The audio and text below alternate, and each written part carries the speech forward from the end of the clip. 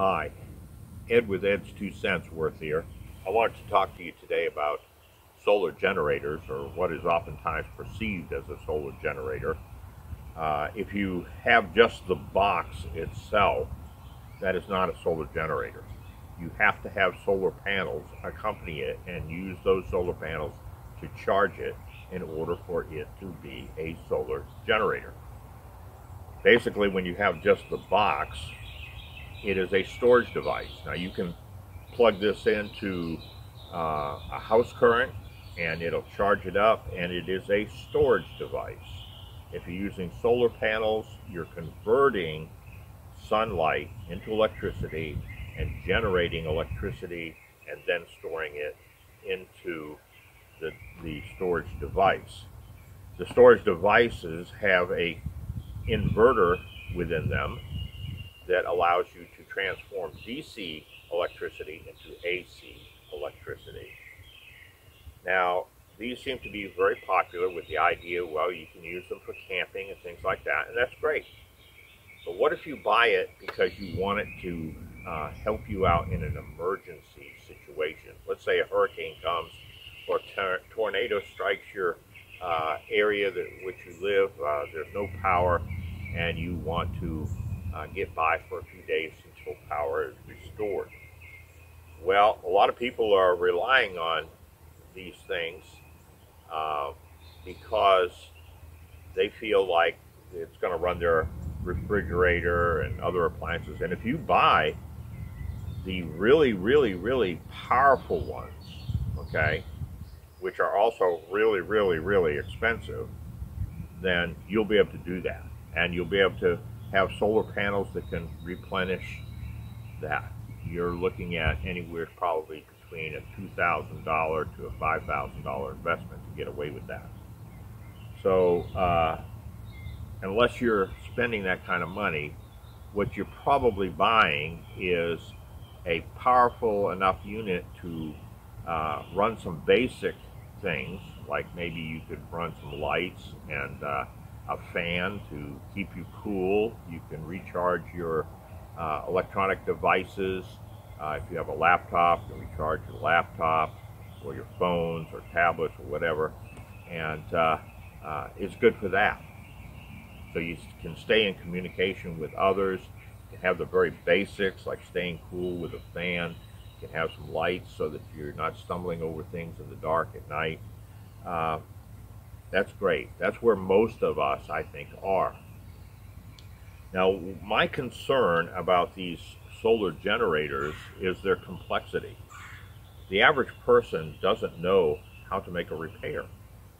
If you're in the middle of a hurricane, right, and the power goes out, right, you're going to want to have a solar generator or a storage device, whichever case may be, that is going to function when you need it.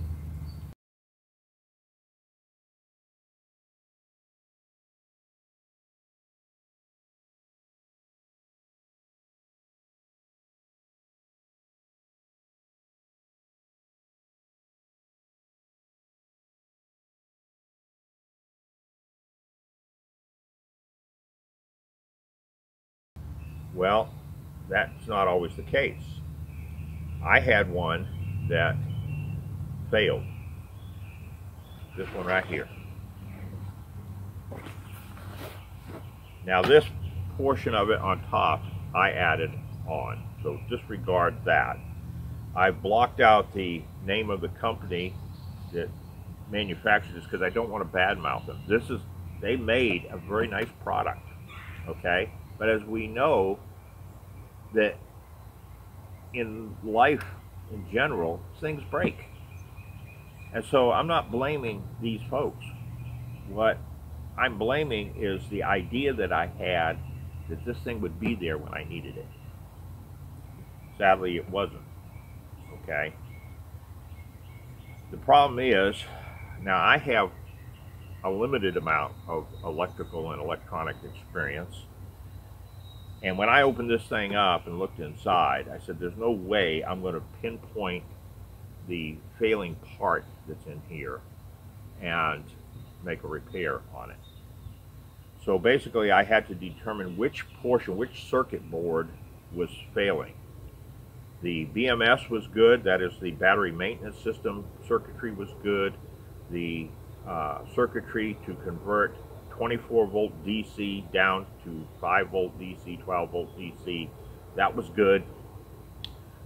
But the inverter portion of it is what had failed. And so what I ended up doing was gutting the thing. I took the inverter out and I rewired it to some degrees to allow me to add an inverter on the outside. This is too big to fit inside there.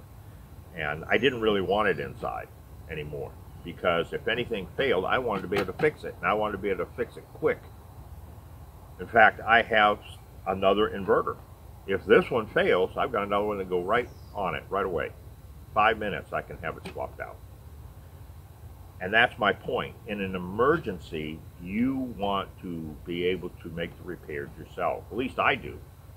Now, if you're a person that has no experience electrically, then I'd say stay away from this, okay? But if you do have some electrical experience, a reasonable amount of electrical experience, both AC and DC, and you have some confidence about you that you can do this, then you can build one of these things yourself and you'll be able to make repairs on it as needed. If something fails, you're good to go because you know exactly how the thing works and you know exactly what components do what, and you can replace those components as needed. And that's what this box is over here. This box is a unit that I built. It's of course much larger than this because all of these separate components will take up more space. It's not integrated to fit into this tiny box. But that's a good thing if I have a scenario where I need to make a repair, because I can get in there and I can work. In fact, the way I built this one was I can pull the guts out in about 30 seconds and have them on the table where I can get to them really easy and work on them. So, let me talk about this a little bit. You see these ports here? That's nothing more than PVC, but they're angled out in such a way as water can't get in. This is rain tight. I can leave this out in the rain and it won't get into the electronic components. It's not flooding tight. If I've got water that's rising, it's not good for that. But just sitting in my yard on a high spot in my yard, I could do that and leave it outside. But those ports allow me to put wires, cables, in and out, depending on what I want to do. Inside, I have my components. And I'll show you here that I can lift this thing out and put it on the table and work on it. So let me make a little space here, and I'm going to shut the camera off and we'll get started again here in a moment.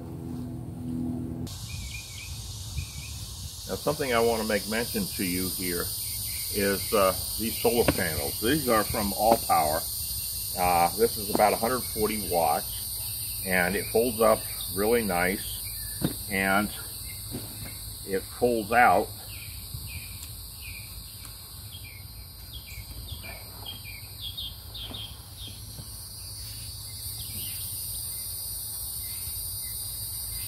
and it can stand up. It's got little supports on the back where it can stand up, and I can angle it towards the sun wherever I need to be. And this is what I use in an emergency situation where everything else is out.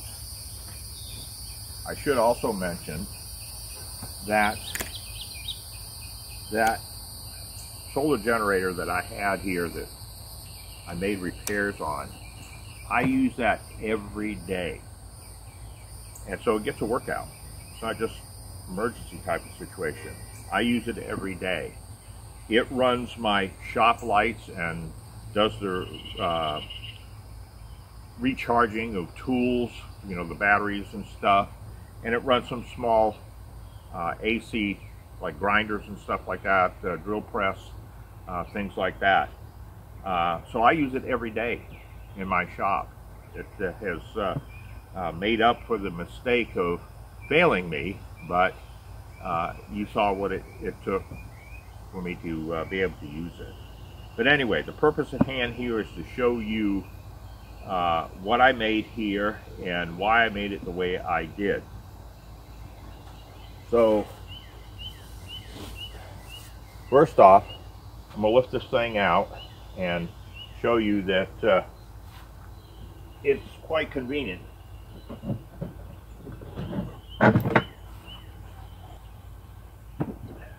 Now it's a little bit on the heavy side. Of course, those solar generators are heavy because there's a battery in them. This is a 100 amp hour battery. This is a 1500 watt. It's labeled 3000, but that's 3000 surge. It's 1500 watt inverter, a solar panel controller, and those are the main components of this device. There's a circuit breaker over here that I can turn on and turn off, switch on, and it'll shut itself off if there's something gone wrong. This cable up here is for my solar panels. I can uncoil this and run it through these ports here and hook it up to a solar panel outside. What I like about it is that I can work on it very easily. I know what this does. I know what this does. I know that this battery already has circuitry in it, a BMS, a battery maintenance system, already has it inside to protect it. So basically, I'm good to go for an emergency situation. Now, this is not so powerful that I'm going to run a big refrigerator for hours and hours and hours, things like that. I could run a small, one of those little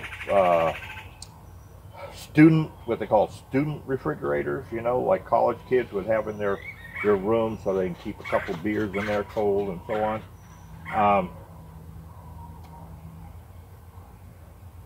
It's pretty nice in that I can service it. It's really easy to get to, all the components. Even in the box, see, this will slide back and forth. So I can get to the components. I can slide this tray out, reach down, and I can pull out. Here's my battery maintenancer. I hook this up and it'll take care of that battery. It can sit for months and months and months, and this will keep it charged. And I also have a more heavy duty battery charger in here in case, for example, I forget to hook it up onto this and I know a hurricane is coming and I want to get it charged quickly, so I've got a heavier battery charger here. I've got an extra solar controller so that if this fails, and in storage I have an extra inverter. So now this right here, without that, this right here was around $400 worth of investment. Okay, to buy what this does in one of those nice convenient little boxes would probably be around $700-800, maybe $900, depending on who's selling what. So it's right around that halfway point. I could build two of these when I could buy one of those others. Not bad. Plus I have the advantage of, if something fails on it, I can make repairs. I can identify it. So if I buy everything I need, just keep the one battery, because chances are that's not going to fail me. But have two of these, then you're looking at a $500 investment here. So if this fails, I've got a spare. If this fails, I got a spare. I've got my solar panels. Of course, these always come at an extra fee, or they may make a deal if you buy a package, but it's still going to cost more if you get the solar panels. So that's an extra expense anyway. Now, this little box and the dolly that I have it permanently fixed to it,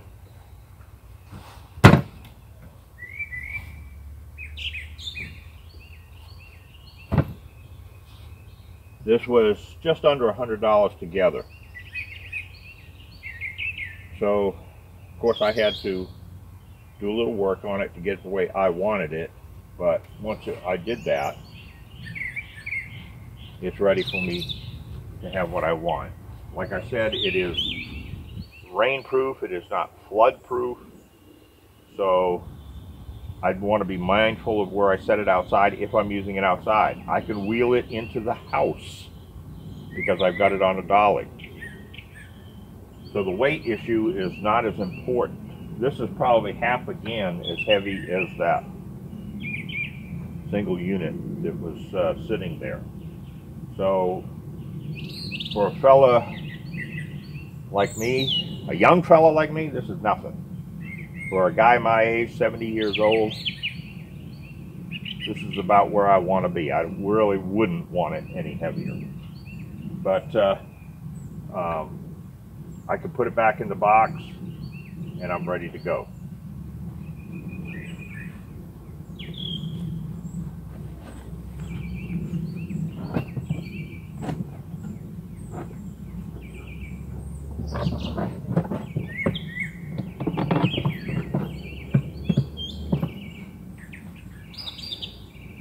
And there it is. It's ready to have cables run in and out.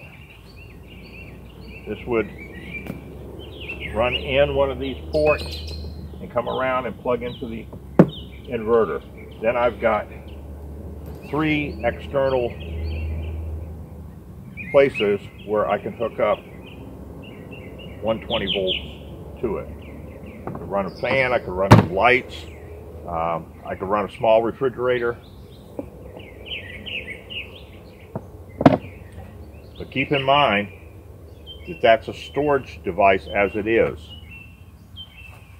It has to have the solar panels to become a solar generator. In other words, to replenish itself.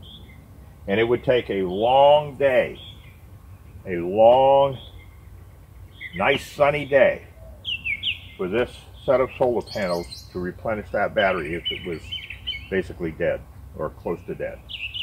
So keep that in mind. You may want more powerful panels. You may want 200 watts, 300 watts, 400 watts, whatever. So I thought I'd share that with you. I'm hoping that it's going to help you make some decisions about the solar generators. You buy one, keep in mind, can you fix it? Or am I going to have to send this off? If I'm going to have to send it off in the middle of an emergency, what good is it? Okay? Think about that. You might want to build your own. If you can't build your own, chances are you know someone that can help you build one. So ask around with your friends. So I just wanted you to see that this is easily gotten to in here. This is my circuit breaker here. And as soon as I click that on, this is ready to go. My solar controller is in operation, and all I need to do is just take my solar,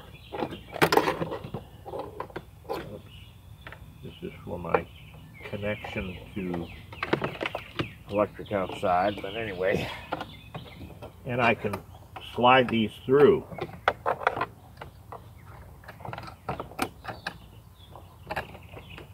Out on the outside, and the other one,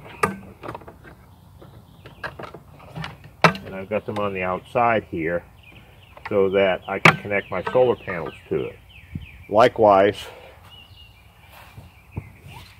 what I was saying earlier about this, I would take and run this end in.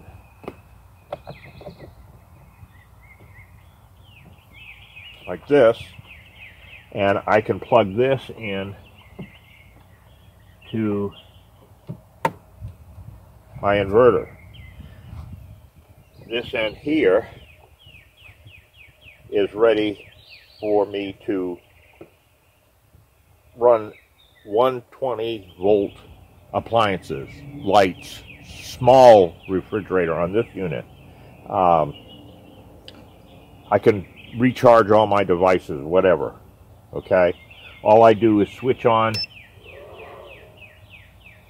Now my inverter's on, and I can run devices. Let me get a device to show you.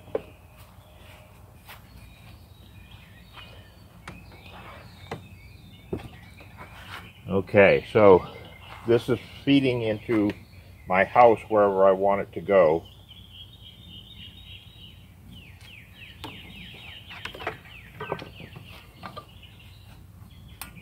This light outside is pretty bright, but that's running totally off of that battery. You may not have been able to see that light too good, so here's another electric device.